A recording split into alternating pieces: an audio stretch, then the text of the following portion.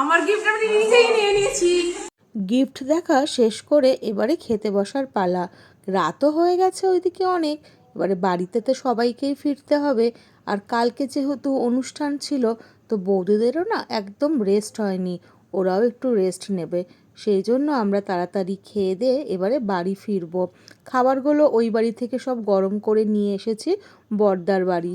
বড়দার বাড়ি পাশেই, আর এখানে যেহেতু জায়গাটা অনেকটা, তাই সবাই মিলে একসাথেই গল্প করতে করতে খেতে বসবো। আমাকে বড় বৌদিকে ছোট বৌদিকে মেজ বৌদি একটা গিফট দিল। আমার গিফট আমি নিজেই নিয়ে নিয়েছি। গিফট পেলে কে না খুশি হয় বলুন? তাই আমরা তিনজনে খুব খুশি। ছোট বৌদি তো আরও খুশি, বলছে আমার গিফটটা তো আমি নিজেই নিয়ে নিয়েছি। এখন মা আর ছেলের খুনসুটি চলছে। ছেলে মেয়েগুলো সেই দিন চোখের সামনে জন্মালো, আর আজকেই সবাই বড় হয়ে গেল। এখন সবাই কলেজে পড়ছে, কেউ স্কুলে পড়ছে। আর দিয়া তো এই বছরই উচ্চ মাধ্যমিক দেবে, যেহেতু সামনে বছর দিয়ারও সব কলেজ হয়ে যাবে। তাই তিন ভাই বোন এখন কলেজেই যাবে। আর এই দিকে সব রান্নাগুলো বৌদিকে বললাম একটু দেখাও, তাই মেজো বৌদি আবার খুলে খুলে সব কটা রান্না দেখালো। আর এই যে খাওয়ার পরে কোল্ড ড্রিঙ্কসটা কিন্তু আমাদের দরকার। এখন দিয়াও বসে গেছে, পর্ণাও বসবে।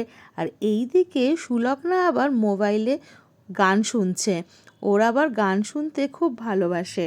আমিও একটু নিজেকে দেখিয়ে দিলাম, কেন গোটা ভিডিওতে আমি নিজেকে আর দেখানোর সুযোগই পেলাম না। চলুন এবার সবাইকে খেতে দেওয়া হোক। এইদিকে দিয়া বসে আছে, আর বড় বৌদি সুলগ্নাকে খাওয়াচ্ছে। সুলগ্না আবার একা একা যেরকম খায়, সেরকম শুতে শুতেও খেতে খুব ভালোবাসে। আর এই যে আমি এবারে খাবারটা নিয়ে নিলাম।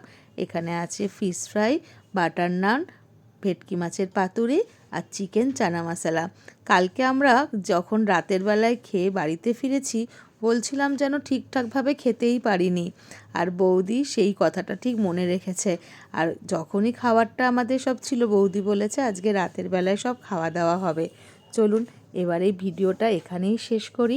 সবার লাস্টে কোল্ড ড্রিঙ্কস খেয়ে বাড়ি ফেরা যাক। অসংখ্য ধন্যবাদ আমার ভিডিওটা দেখার জন্য। ভালো লাগলে কমেন্ট করে ও একটা লাইক দিয়ে পাশে থাকবেন।